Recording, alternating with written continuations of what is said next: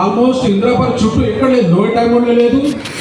Drugs వాళ్ళు ఉన్నారు, snatches ఉన్నారు, ఎవరు అమ్మాయిలు ఎవరైనా ఐటీ వాళ్ళు రావాలన్నా ఇబ్బంది, నడుచుకుంటాం టైం నుంచి బస్ దిగి రావాలన్నా.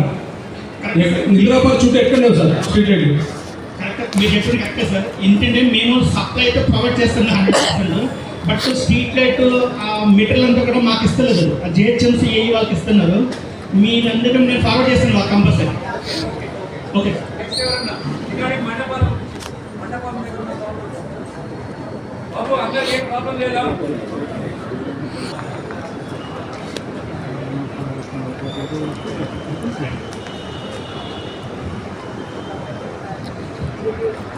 గౌరవనీయులైన డీసీపీ గారు మరియు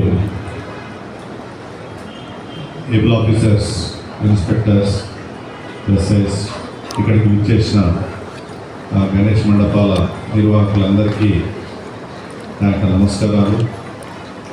ఇప్పుడు మనకు ముఖ్యమైనటువంటి కొన్ని సూచనలు మా తరఫు నుంచి మేము చేయాలనుకుంటున్నాము. మీ సహకారము కూడా తప్పనిసరిగా ఉండాలి.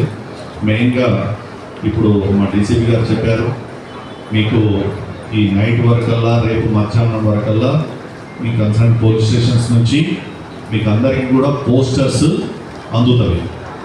వాటిని మీరు తీసుకోవచ్చు. నెంబర్ 1 అది. నెంబర్ 2, మీరు ఆ మండపాలలో తప్పనిసరిగా ఒక పాయింట్ బుక్ పెట్టండి. అది మన పోలీస్ సహకారంతో ఆర్గనైజర్స్ అది అక్కడ ఉండాలి. తర్వాత మండపంలో డూస్ డోంట్స్ ఉన్నవి, ఏం చేయాలి ఏం చేయకూడదు అనేటటువంటివి కూడా అవి మనం అందరం ఇన్షూర్ చేసుకోవాలి వాళ్ళ సహకారంతో. తర్వాత అది ఒకటి.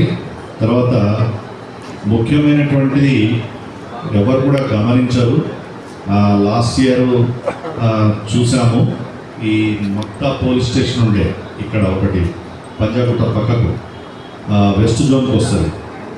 మండపం పెట్టిన తర్వాత ఎర్తింగ్ది ఒక ఇనుపది ప్లేట్ ఉండే, ఆ ప్లేట్కు తగిలి ఆ ఎర్తింగ్ వచ్చేసి అక్కడ ఒకతను చనిపోవడం జరిగింది.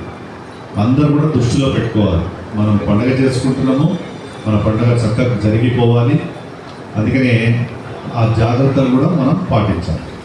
తర్వాత ముఖ్యమైనటువంటిది ఏంటి అంటే మినిమం 4 ప్రతిరోజు 24 గంటలు ఆ మండపంలో ఉండేటట్టుగా మీరు ఏర్పాట్లు చేసుకోండి. దానివల్ల ఏం జరుగుతుంది, ఏదైనా మంచి చెడు కావచ్చు, కుక్కలు, పిల్లులు,